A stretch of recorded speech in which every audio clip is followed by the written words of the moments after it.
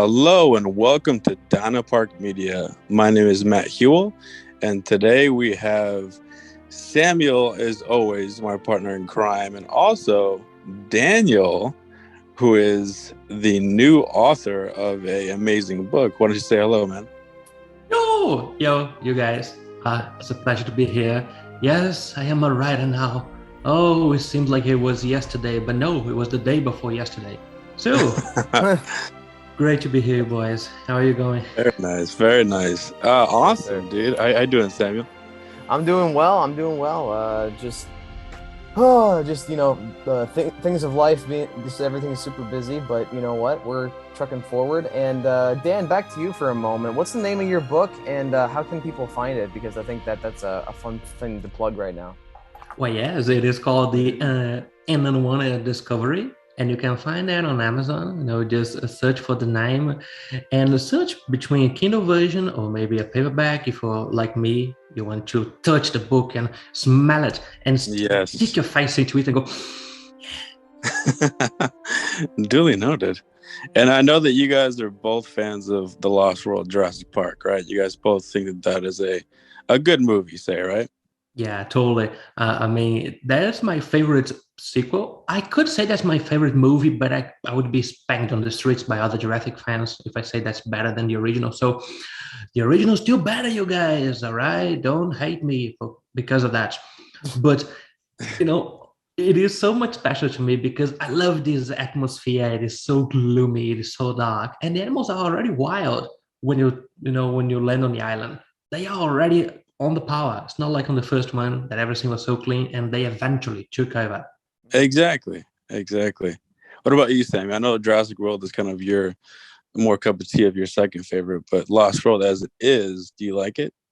Oh, I hate it. It's the worst thing of all Yeah, time. Figured. I'm joking. Yeah, no. Yeah, I'm a huge fan of the Lost World. It's definitely not my favorite, and like you said, Jurassic World's my favorite sequel. But after that, it's an easy third place ranking for me when it comes to the Jurassic films. Yeah, see, I asked that because what if the Lost World ending was different, right? Because originally Steven Spielberg and David Koepp didn't have the ending of San Diego with the buck T-Rex. You had the Pteranodons kind of with the Velociraptors, the long grass sort of scene. And that was kind of the climax of the movie. Of course, getting to the helicopters. I imagine that Ian, much like in the novel, would talk to Lex and Tim after, let's say, a death of Hammond or something like that, would have an ending more organic and less rushed. Would you guys like to see or like an alternative version of that? Do you think that would make the movie better, or are you happy with what we got? Dan, why don't you go first? I gotta ponder that. All right, okay. I was trying to be polite, but anyways, so I don't want the idea of having John Hammond die in the movies simply because he's so much better than he is in the novels. He deserves to die in the novel. But movie Hammond is so much more sympathetic. I want to hug that old man. I don't want him to ever die. He's so precious to me. And then the idea with the pterosaurs and stuff like that, that's pretty cool. And as someone who also read the whole discarded script for The Lost World, I think that could be much more impactful. And also, if you guys read the script, you would see that it's even darker than the end that we got for the final movie. So, yeah, I mean, that was the new Doctor that was not in the final movie. And he was simply devoured in front of us in the discarded script. I would like pay $1,000 just for that. It is so precious. The idea of seeing someone who is so important for the whole plot just disappearing in front of our eyes. So yeah, that could be much more impactful, and I'm down for it. I love it. Absolutely. I think that you said it very well, Dan, that a darker alternate ending would have been better probably. I mean, I'm a huge fan of the ending that we got because, I mean, it's fun watching the T-Rex bomb around in San Diego. I think that they could have done more with it. One person died on screen that we saw the entire time. A lot of destruction happened. The T-Rex beat up the bus, and a couple cars turned over in reaction to seeing a T-Rex in San Diego, and a dog died. Yeah. But I mean, altogether though, I feel like maybe it's just because I just saw Jurassic World Dominion this year, and I'm just like, why didn't you guys do it? You know, like I don't know, but like I just feel like the Jurassic films have never fully explored the or at least have not explored well the idea of dinosaurs in the world. And I feel like the T-Rex could have been more. So but if we had a scene with the pterosaurs and the velociraptors, Yes. I feel like that would have been a really good cap for the end of the movie. And then like in my mind, you know, and Dan, you can probably put your 2 cents in on this too, because you've written a story. In a story right in mind, you have this idea of what can you take out without breaking the story. You could totally take out the whole last scene in San Diego and pretend that everything had ended on the island, and yet still have a good conclusion. I mean, honestly, it literally could have just been that that end sequence with John Hammond talking in the newsreel, and just having a different little idea. Just, you know, instead of talking about this boat is now taking the T-Rex back to Isla Sorna, instead you have like some other things, like talking about how the pterosaurs are now off of the island or something like that, and showing how the island has now been discovered, so it's no longer a lost world. I think that could have been a very impactful ending as well. I mean, it's still ending on that very, you know, poignant Jurassic Park music, the piano, and John Hammond speaking, because like you said, Dan, I'm also a huge fan of John Hammond. So I definitely would be down for an alternative ending, but yeah, I like I said earlier, I'm also a huge fan of the T-Rex bombing around in the city, so I could go either way on this one. I feel you. The one thing though is Peter Ludlow and having his death. Like, obviously he had a great death in the Lost World and the actual movie, but going off of the original script, I do wonder if he would have, like, how he would have gone out. You know, that would have been interesting. And in my version, I would have liked to seen the buck somehow wake up around the pterosaurs, somehow put that into the plot, and still have that that ending with Junior leaping on Ludlow. I think that would have been really cool. And then you could still have like a cool helicopter T-Rex sort of ending, which they kind of wanted to do in the first film as well. Yeah. That's another thing too, is Peter Ludlow.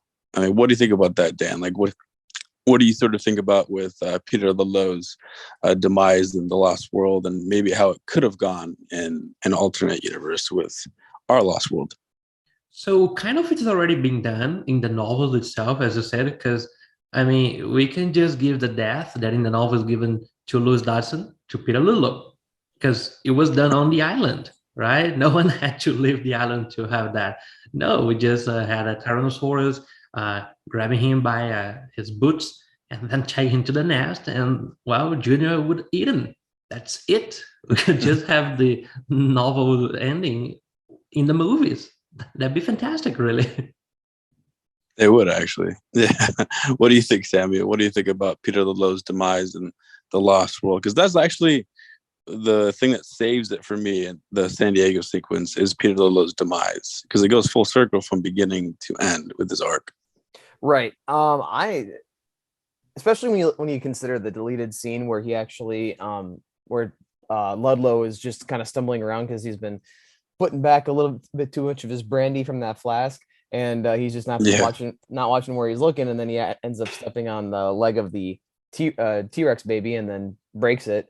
Like that was originally meant to be the setup, and then with the payoff of Ludlow first having his leg broken by the buck T-Rex and then getting killed by the baby.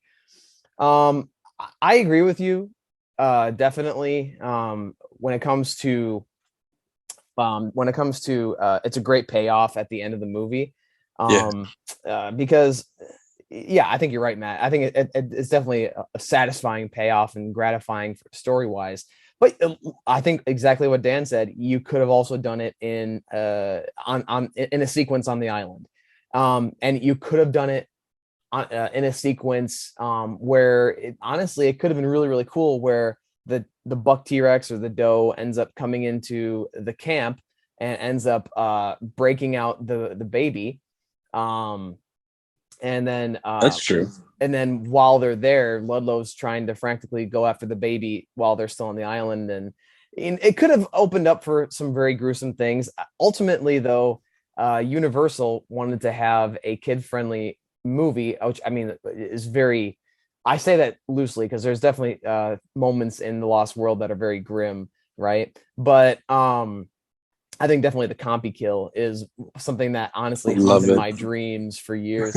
And Eddie's death too. Oh man. Oh yeah, and Eddie getting torn in half. Bella Notte, yeah, it's delicious. But when it comes to the whole thing of being able to merchandise things and be able to specifically make toys. I mean, obviously, I think all of us have some sort of memory of Jurassic Park toys at some point in our history. And at least for people that are interested in Jurassic Park, the Lost World is when they went like crazy with the merchandising, and who is it geared towards? Kids. So obviously you want kids to be able to see your movie, so that they would be more prompted to then buy your product. So I honestly don't think that we were ever going to get something super gruesome, because Universal was holding back the reins, going like, hey, we can't go R, we can't go too much, because maybe one day. No. Yeah, I don't think that's ever going to happen. I don't think Jurassic will ever be R, but I think especially in the early days of the Jurassic series, they like Jurassic Park 1, they took themselves pretty seriously. Jurassic Park 2, The Lost World, they dialed it back a little bit in some ways in order so that kids could still watch it. And then Jurassic Park 3, they just went full on, hey, kids are going to watch it. They're going to buy our stuff. So then, I mean, also, if you think about Jurassic Park 3 specifically when it comes to video games, there's so many Game Boy games, Game Boy Advance games. There were so many computer games that were all centered around Jurassic Park 3. It's about merchandising. It's about hitting the kids. So it was so sweet. It's so sweet, so innocent. Yeah. So I don't. And that's your movie too, Dan. Huh? Like you grew up with JP3, sort of the. Don't mention the shame. Yeah, well, it's awesome. It's awesome film.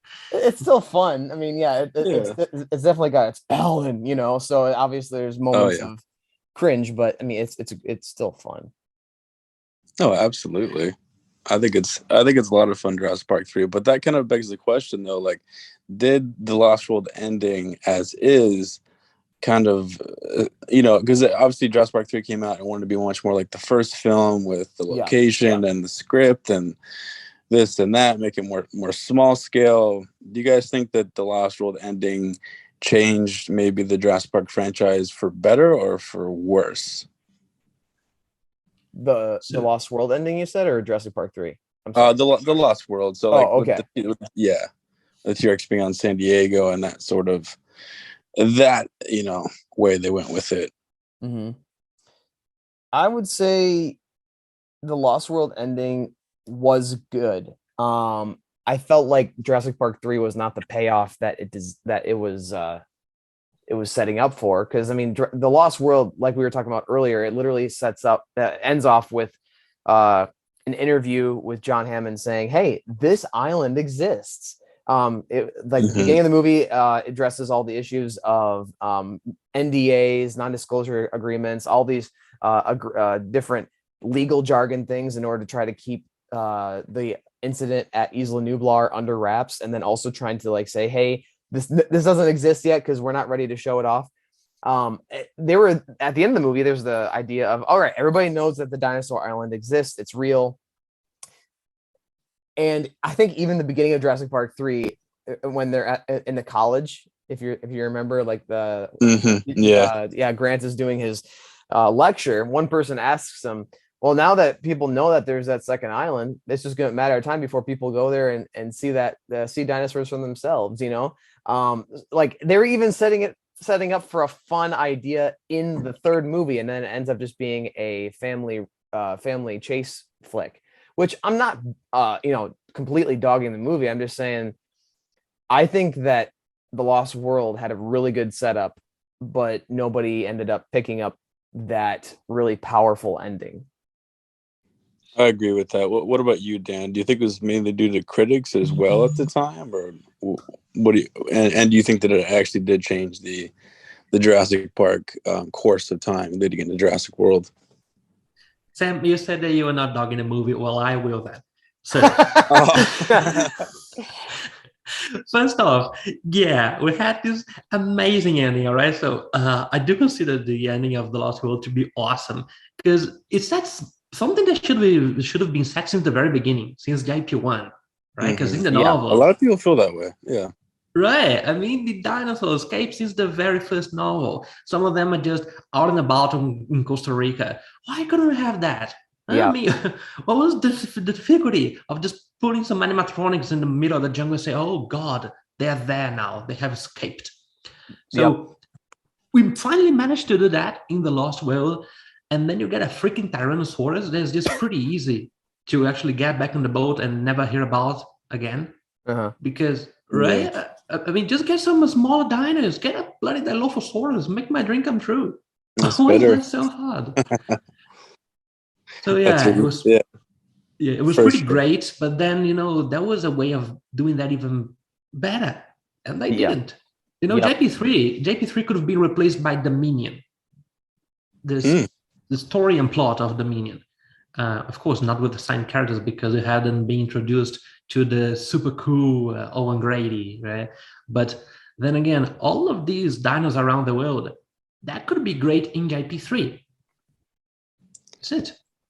Yeah, exactly, man. I feel like fast forward to Jurassic World in 2015, people know about dinosaurs and because of that incident. And as Samuel said, the guy that looks like 2001 that asked that question to Dr. Grant, about dinosaurs they're around here on Sorna, right? So scientists will just go and look for themselves.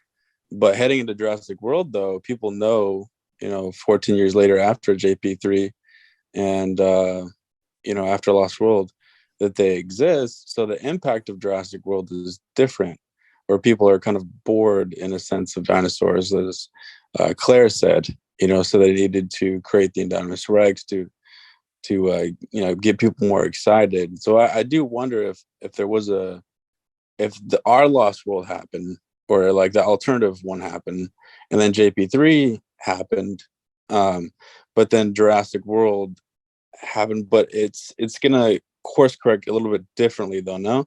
Because people don't know the dinosaurs exist yet. So how would they? It'd be interesting to see Jurassic World 2015 if there was that alternative Lost World ending, Ooh, right. Yeah, maybe like people hadn't heard about that. Maybe the dinosaurs in the jungle were just like a myth, like an urban legend. And then all of a sudden we have a park full of them. Oh, that'd be great. I'd pay to see that. Yeah, exactly. I mean, I don't know.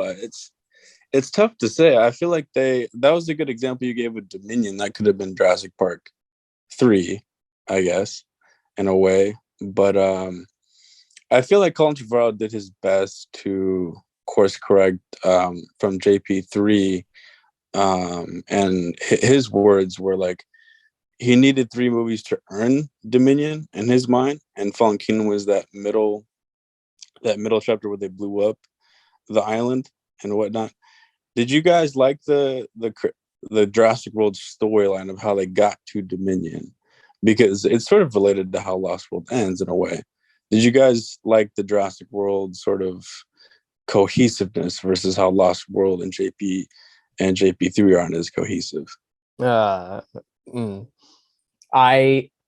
answer is no. Yeah, I know for you. Yeah, just because I was so let down by Dominion, because I mean, I would actually make the argument the only reason that they can call the story cohesive is because of the fact that they had Owen Grady, Claire Dearing, those two. They had Owen Grady and Claire Dearing and Blue all throughout the 3 movies. But I guarantee you, like, if you were to take those two characters out of it, I feel like you could make the argument that there's a huge similarity of the disjointedness between installments, almost as much as the original trilogy. I think the original trilogy definitely, they're sequels to be sequels. They're sequels to bank. There wasn't like a story written from the beginning, because shared universes weren't a huge thing back then.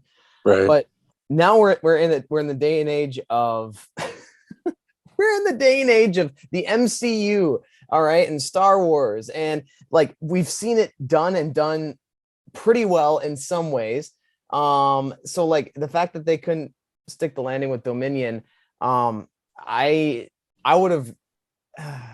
This is going to be a hot take. I would have rather they just end the entire saga on Fallen Kingdom, with a different ending for Fallen Kingdom than I can see that with Dominion, because Dominion just felt like such a side story. I didn't feel like a main line movie, and so no. The answer is no. I prefer I prefer the first trilogy over the second trilogy, purely because of the fact that the second ones at least had like contained stories, even if the third movie is barely a story. Which I've gone into that in a different video, so I'm not going to go over that here. But with Jurassic World Dominion, it didn't really cap a trilogy. So that's my take right there. So with the cohesiveness that Jurassic World carried, I'll ask this to you, Jan, or to you, Dan. Sorry. Do you think that Jurassic World did have that cohesive nature from 1, 2, and 3 compared to the Jurassic Park trilogy that wasn't as cohesive as, say, a Star Wars trilogy like the OT? And if so, did you enjoy that more than the Jurassic Park trilogy? So no, not at all. Not at all. There are two ways of telling a story as a trilogy. So you either connect that by having always the same characters and showing what is happening to each one of them in their lives, and then you expand your universe by doing that. Or you do something completely different by just telling what is happening in this corner of the universe and in that corner. And maybe you never get that together. You're just showing another corner of your universe. So there is so much so like that when I published this book, there was an option that was like marking this as part of a trilogy. I'm like, no, of course not. This is a story by itself. I don't want to connect it to any other. So I guess it's just like you said, Sam. People are getting too much used to this idea that it's gotta be a whole universe, and we have this deficiency in JP. Really, the first novels, they were barely connected. The only link was Ian Malcolm, really, and then like the explanation that he gave in the abandoned lab, because he talked about John Hammond. The expression Jurassic Park, it was not even mentioned in the second novel, The Lost World. There was just a paper that said JP. That was it, nothing more. So you could either do one or the other for the Jurassic World trilogy. We got none of those. We got a mishmash of both. And it just got pretty messy. So no, I don't like it. At least in JP and The Lost World, we had some cohesive linking between one and the other. And then there is JP3 that for which we have like no linking. I feel that. But leading towards the future, I'll ask both of you guys this. How do you think they can course correct? How do you think they can maybe have a trilogy of films and make it a little bit more of substance, realistically speaking? I don't know who they'll get to direct. That's one thing. I don't know where the timeline would be as well. What would you guys do if you guys were in charge of Jurassic World at the moment? Dan, why don't you go first on this one? All right. Okay. So there was that suggestion that maybe Bryce Dallas Howard could be the director, that she could be at the helm, and I'm totally fine with it. She's a great artist. So what I would want for a new trilogy is for it to be, as I said, pretty cohesive. But you know what I want? Spin-offs. lots and lots of spin-offs. That's what I want. You know, if dinosaurs are truly all around the planet right now, oh well, show me new characters. You know, introduce them in India for God's sake. Now tell me what is going on down there, and like give me a whole story with pretty well-built characters. They gotta be well written as well. And then another one with the Mosasaurus, just hunting the seas and devouring tourists. The government trying to do something but failing because it's a movie. The government is always useless. So that's and what you're I the want, really. Dilophosaurus too, right? Yes. Oh, yeah. I was trying not to do that again, but thank you. Yes, Dilophosaurus. Yeah, I would. I'm with you, Dan. I honestly think that we need to have spin-offs, and particularly, I think that we need to go backwards in time. I mean, not to beat a dead horse here. I mean, I don't mean to do that because Matt, you and I have talked about this at length over the past year. But honestly, the future of Jurassic Park is in the past, I believe. And what I mean by that is we need to go back to what made the first movie magical. And we will never be able to. I mean, the lightning's out. The lightning was caught in a bottle once. I don't think you're ever going to be able to get that magic again of the first movie itself. But I think that what you can do and what you should do is explore deeper into the quote unquote science, but specifically go deeper into the lore behind creating Jurassic Park. And I think that honestly, Dominion set that up with Maisie being such a spoiler alert for anybody who has not seen Dominion and has not been let down by it yet. But hot takes. Samuel's just spitting straight facts, or he's spitting straight lies. So yeah, just put who's dogging out, huh? Yeah, put which one in the comments you believe if I'm a liar or a truther. But when it comes around to it all, I believe that so once again, spoiler alert for Dominion, that Maisie was being set up as a clone of Charlotte, to the actress for Maisie to be able to be used in going backwards in time for another Jurassic Park project, where the actress that was Maisie in the Jurassic World films will actually then retroactively be able to be Charlotte growing up for the starting of Jurassic Park, whether it be that Hammond origin story. I don't think it would be.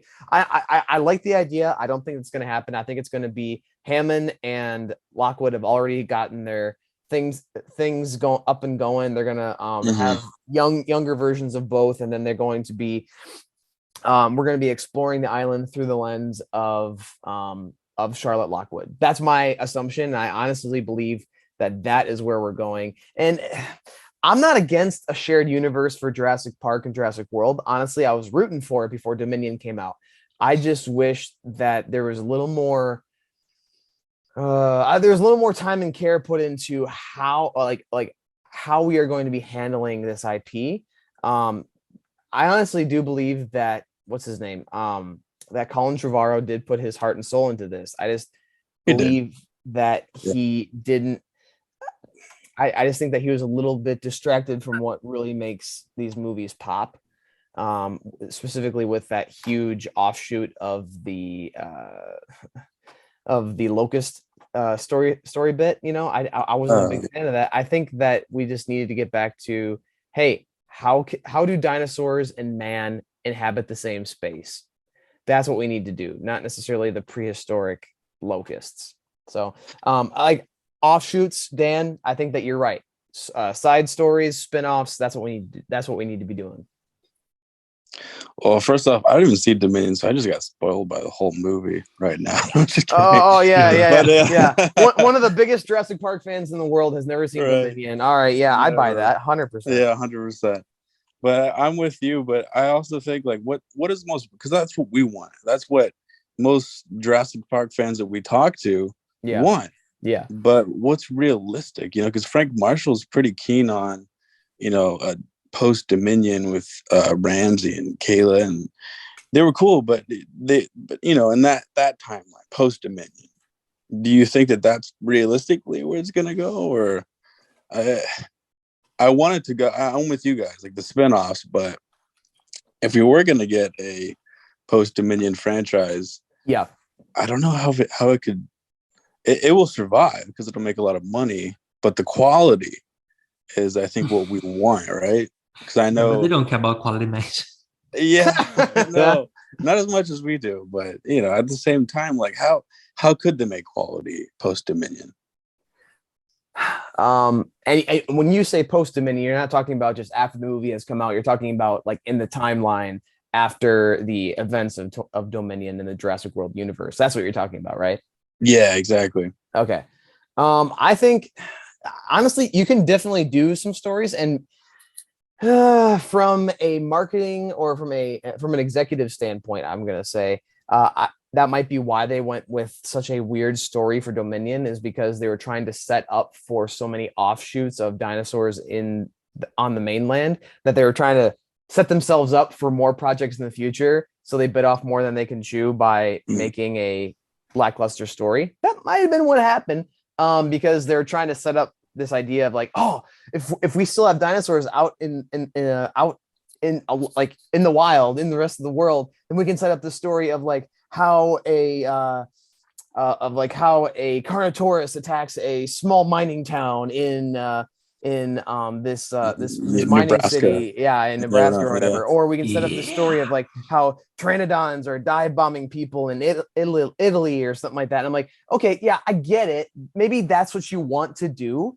but what you're showing us is that you're willing to you're so willing to just bank on the fact that fans are going to come see your stuff, that you're not willing to put in at least a good, satisfying ending to a pre-established trilogy and ultimately a 6-movie saga. I think that there will be, moving forward, like I said, they're probably going to do these small offshoot things where we're going to have like more fleshed out versions of Battle at Big Rock.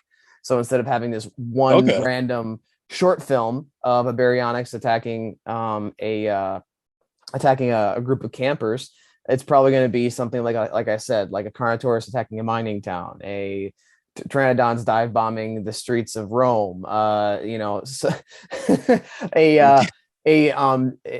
it called, a Quetzalcoatlus attacking a double-decker bus in London. I honestly believe that is probably like something that the executives over at Universal want to see, because they're seeing is money opportunities.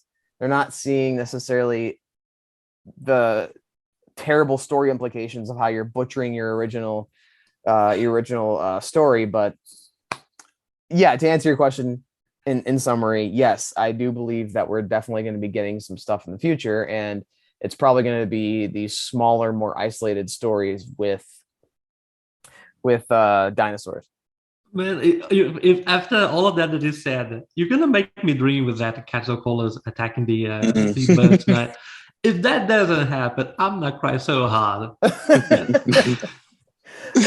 that would be so cool though. Like, can you imagine like a Quetzalcoatlus just like, because like like anything picking up a school bus would be cool, but like especially specifically in London, there's a double-decker bus like trying to like run away from like dinosaurs or whatever in London, and then a Quetzalcoatlus just comes down, grabs the double-decker bus, and just takes it into the air, and then drops it into the river. Are you kidding me? That'd be so fun. And the Mosasaurus pops out, or the river. Oh yeah. And then a dragon comes out of the middle of nowhere and just starts battling a Giganotosaurus in the middle of London. Yeah. Oh yeah, the Fast and Furious gang shows up, right? Oh yeah, that's what we all want. Yeah, and then Dom just looks at everybody and goes like, "Let's go, family," and then they just start to just do this whole. And Blue starts talking. Someone say family. Oh my gosh! No, okay, we got to be quiet, because otherwise we're writing the next Jurassic World film. Oh yeah, they're gonna take this way too seriously. Oh yeah, most likely. Don't let Trevor hear that. Yeah. He's way too creative. It's like, well, that sounds like they want to see it, so that sounds there's some dingus in a writing room, like, and if he listens to this, he's gonna go like, "This is genius. This is literary gold. We need to put money on the table." Yeah, right. Oh my word. Well, I think that because the first subject I brought up with the Lost World ending and how it kind of impacted the future, yeah, I really do feel like it did impact the way that we consume the Jurassic Park films because of the Jurassic World trilogy being, I know Jurassic Park 3 came after, but an offspring after Lost World and a creation. And now we're set in a time in Dominion where dinosaurs are all over the world. So I'm with you guys. I think that it did impact it, and maybe in a little bit of a negative way, in my opinion. But I do think that overall, just because of the film's quality and because of how we can go back in time, as you said, Samuel, and maybe make some spinoffs as we want to see.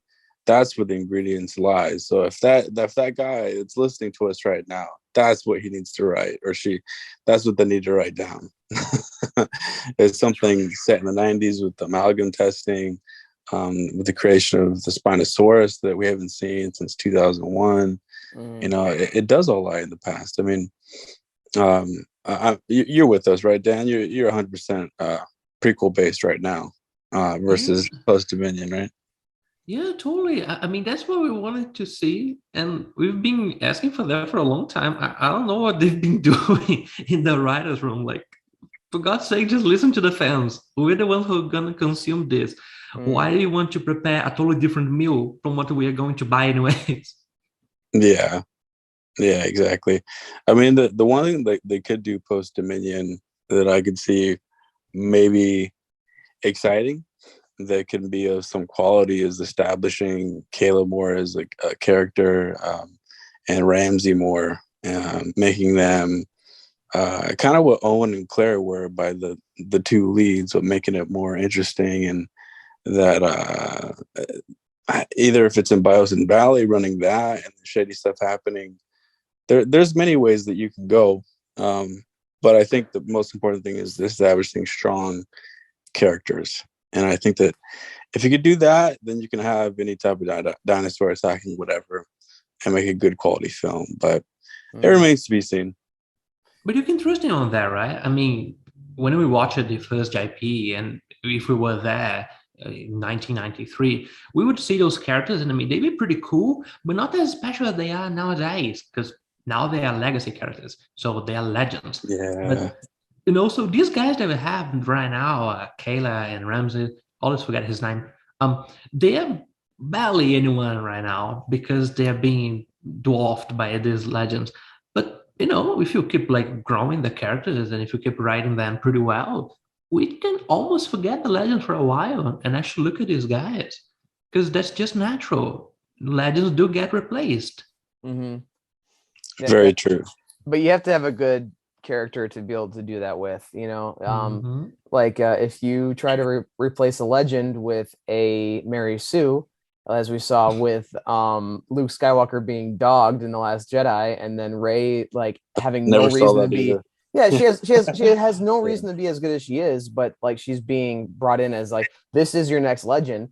People are going to reject it. And like you brought up how you like could see a project with Ramsey from Dominion in the future there, Matt.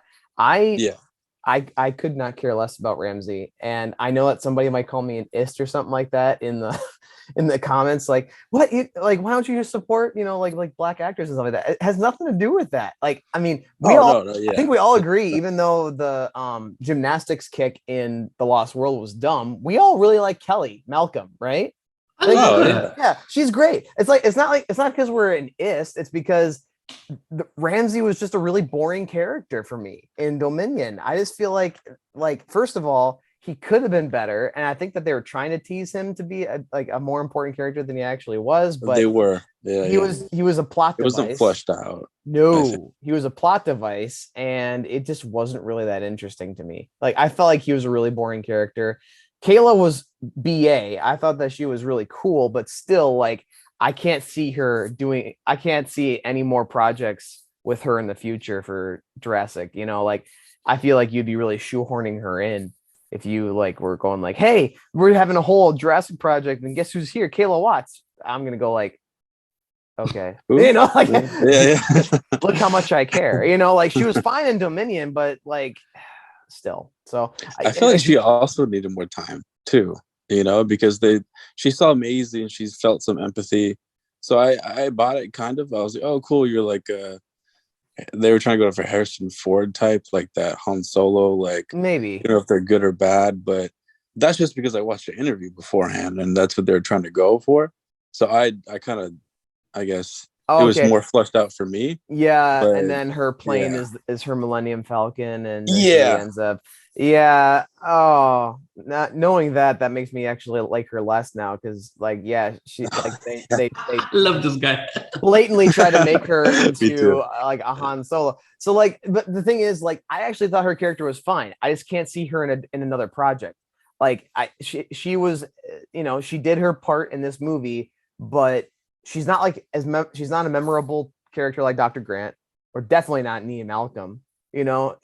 And I know that people are gonna go like, but Owen Grady is literally just a strong-jawed dude in the first movie and the second movie. I'm like, you know what? I completely agree. I think that in the second and third movie, far be it for me to say anything about Chris Pratt, because he's my favorite actor of all time, but and that's another hot take. But like, I love him, Chris Pratt too. But I feel like in Fallen Kingdom and Dominion, he was literally just along for the ride. Like, you could have replaced this character with another Raptor trainer, and bada bing, bada boom, all of a sudden, like, you don't need Owen anymore. He could just be off in the mountains still.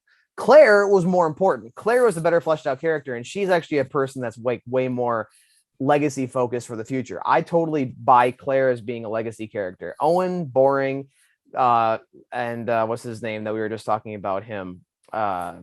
Ramsey, forgettable. Yeah, like, I just forgot his name because I was being a dingus, but like, but I mean, like, for real though, like, I don't think that Ramsey is a memorable character, and I don't know. I should stop talking. No, totally. You know, just so we can show everyone that it's not about, you know, the skin color. Barry, you know, Barry was fantastic. So yeah, yes, right. Oh, yeah. It was cool seeing him again. I mean, yeah, you know, there's also the problem of having everyone back that was like no one shown, because everyone was shining at the same time. Right. So you can't really highlight a lamp if everyone is shining in the room. But point is that Barry was so incredible in Jurassic World, you know, his relationship with Owen Grady. And now we're having him being pretty useful again. Wow, what was that scene in Malta? No, it was bad. But then Ramses, that one scene where he could be, you know, a nice character, and he was looking right into freaking Lewis Dawson's eyes. Dawson was trying to hand him some folders, trying to escape the place. He was just staring at him. That was supposed to be cool. We should be like cheering for him, rooting for him, something like that. The guy was pretty useless. Yeah. Yep. I'm with you. Dan, you explained it very well. Yeah, I mean, just to sum up what we talked about from the Lost World to now, as far as how it kind of changed Jurassic Park, how Steven Spielberg did, and his, you know, he gave it a second look at the script and said he wanted to go a different way. And in my opinion, it did change the franchise, but I still think that we can have quality films. And just final thoughts of what's maybe one or two things that we can have in these, whether it's prequels, whether it's in the future. What are like one or two things that you guys think that are crucial in a Jurassic Park film to not only, you know, make money, which it will, but also capture that imagination of the next generation of Jurassic fans? So what was the question? Oh, okay, no problem. So I'm so sorry. You're good, man. You're good. Just one or two things that we need in the next Jurassic Park film, whether it be post Dominion, pre Jurassic Park 3, whatever it might be, that'll make the film more memorable and have a bit more substance. Oh, Dan, why don't you go first on this one, because I gotta ponder that. Okay, so what I think we need is a localized story and few characters. I think you said Locust for a second. No! Oh no! Absolutely not. Oh, so man. no, you know, we need a localized story, for God's sake, man. Seriously, that's one of those things that Dominion suffered from the most, being literally everywhere all the time. We need to have a location. We need to have this is Isla Sona, this is Isla Nubla. We are in a single place, and this is the story with few characters, and it's going around this single topic. All right, as you said, bloody baryonyx attacking a small village of fishermen. That'd be pretty cool. We have like 5 people throughout the whole movie. 3 of them die. That's it.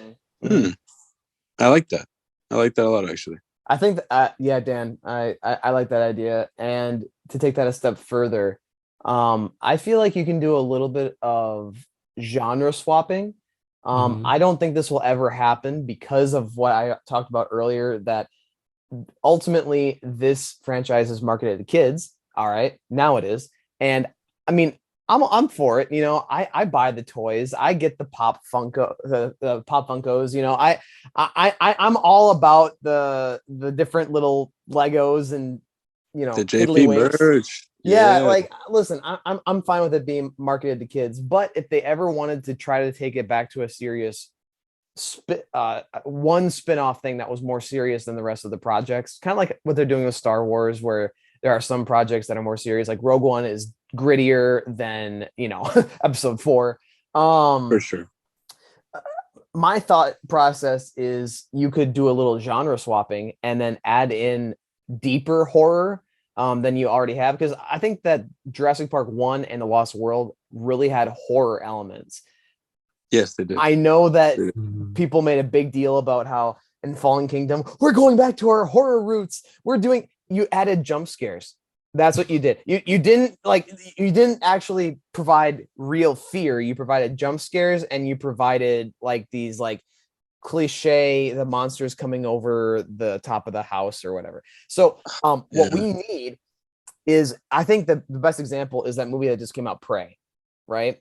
I was gonna say that. Yeah, okay, go for it. Yep. Like a revamp of the Alien versus Predator. Predator.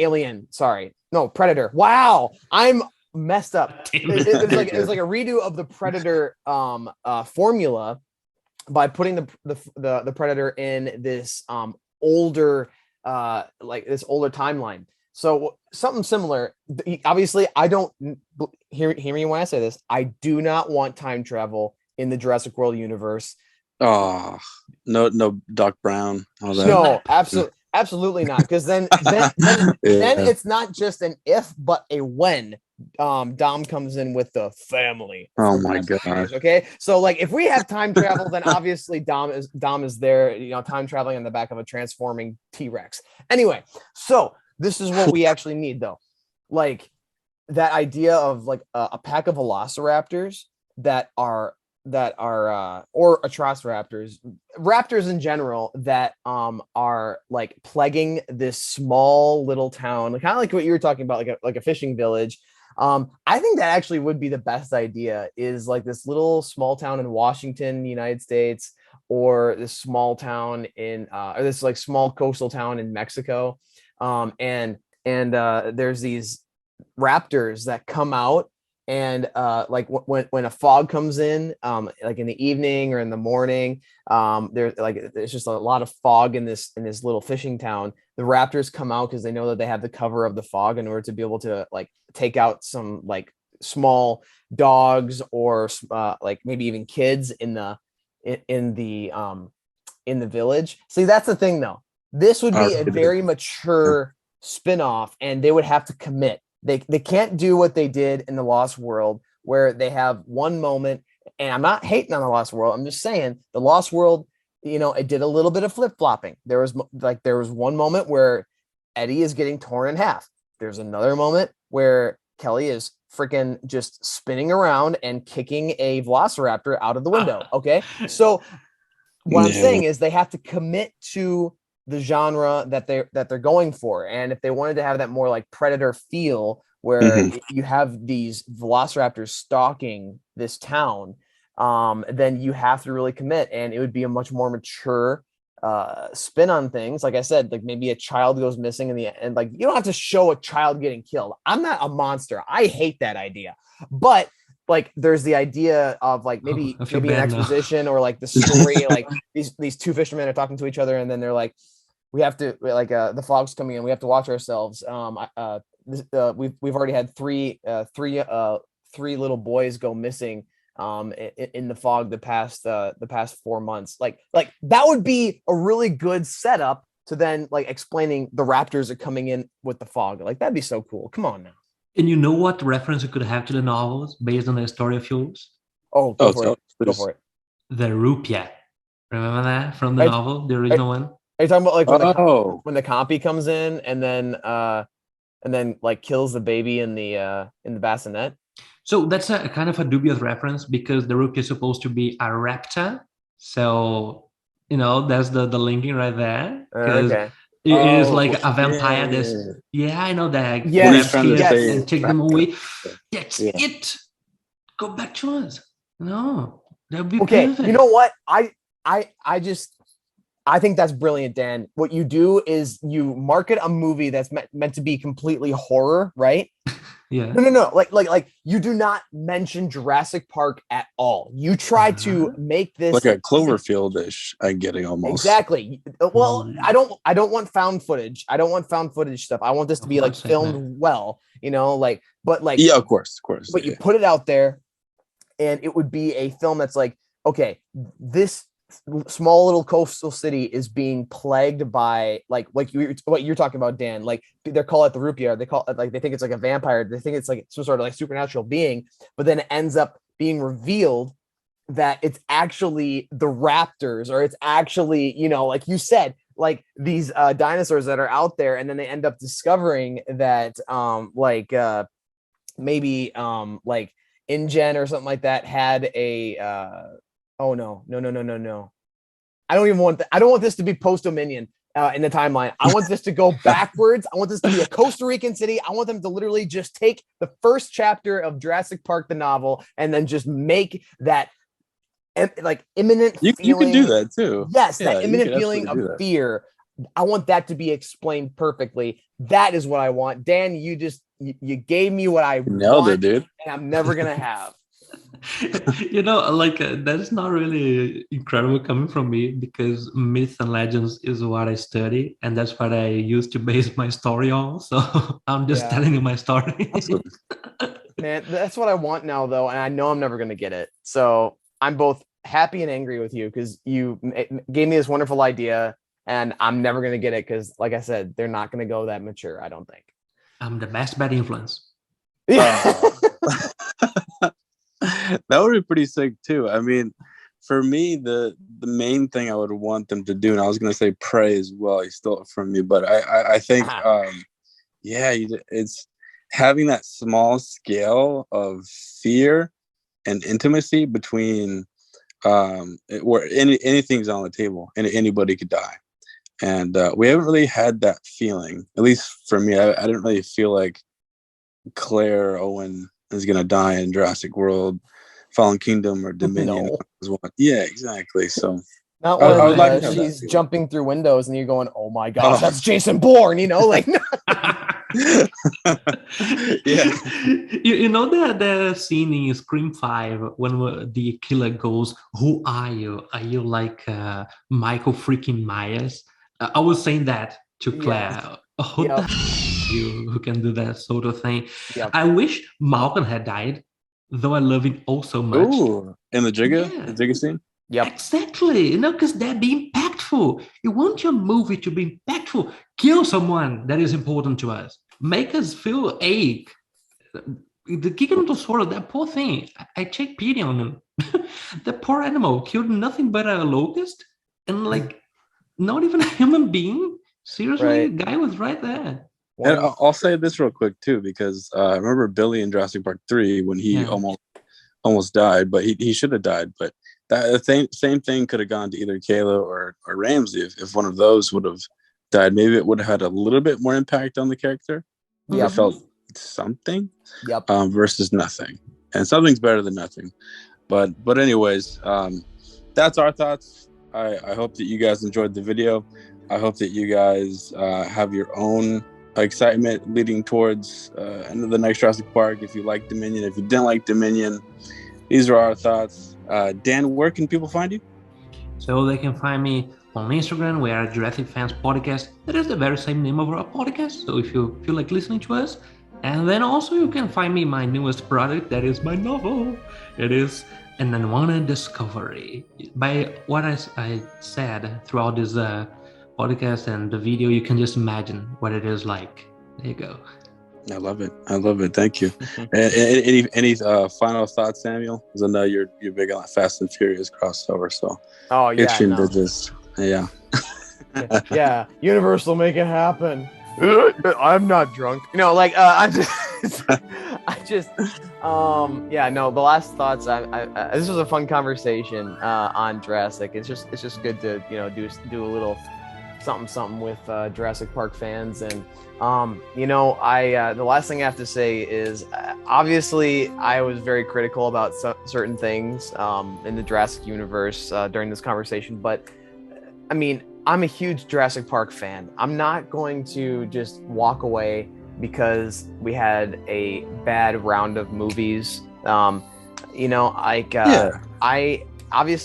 huge fan, and I just really, the first movie is just so good. It's my favorite movie of all time, and it doesn't matter what happens with this franchise, I'm never gonna forsake those movies. And the best thing about this franchise too is that they keep putting out the same dinosaurs in different forms from Mattel, and I'm the sucker that's continuing to buy them. So it's just the idea that it's just fun to be in this world, in this tropical idea of dinosaurs on an island or out in the rest of the world. And I'm just hoping that we get to be able to explore that in good ways moving forward. But even if we don't, we still have that first movie. So that's Exactly. Thank you, Samuel. Thank you, Dan, for joining us, dude. Thank you a lot. You can find him on Instagram, and thank you guys for watching. This is Matt signing off from Dino Park Media. And just know that you are loved.